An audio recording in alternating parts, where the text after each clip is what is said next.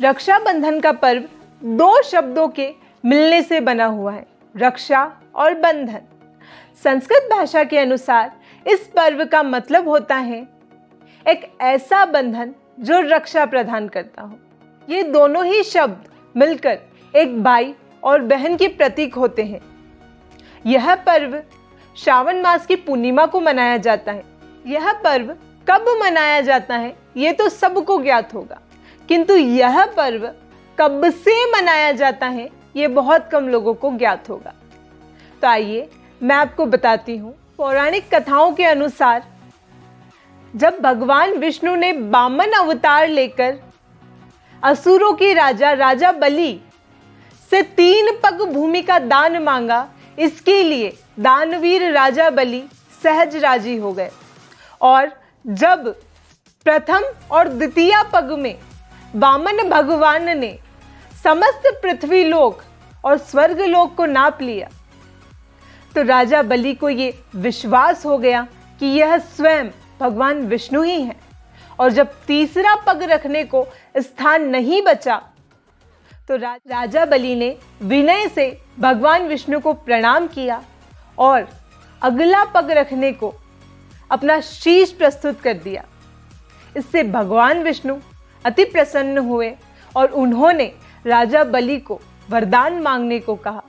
और वरदान में राजा बलि ने भगवान विष्णु को अपने द्वार पर खड़े रहने को कह दिया। और ऐसे ही भगवान विष्णु अपने ही वरदान में स्वयं फंस गए। तब लक्ष्मी जी बड़ा परेशान हुई कि इतने दिन बीत गए, भगवान वैकुंठ को पधारे नहीं।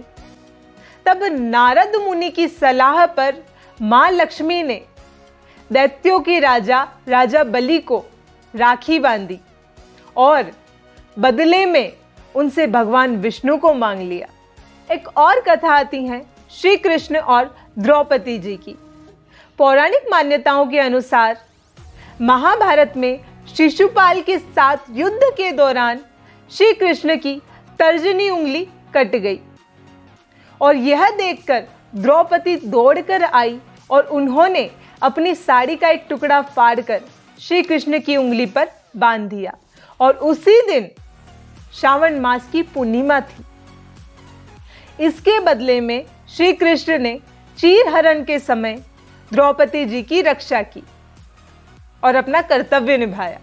और एक और कथा आती है इंद्रदेव और राजा बलि और उनकी पत्नी सची की।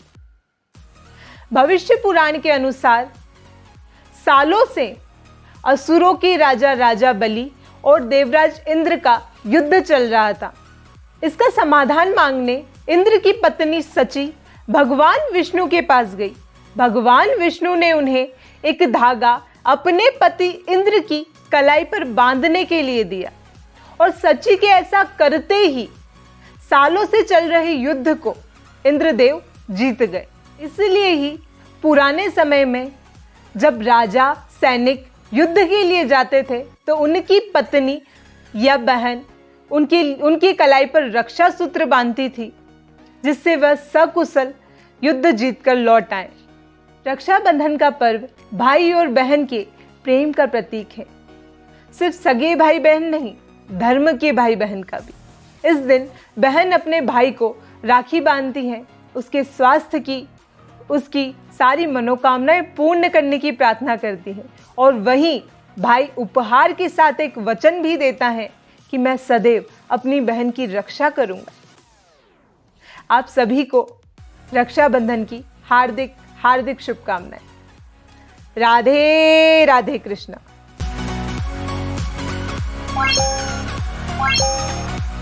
Bye.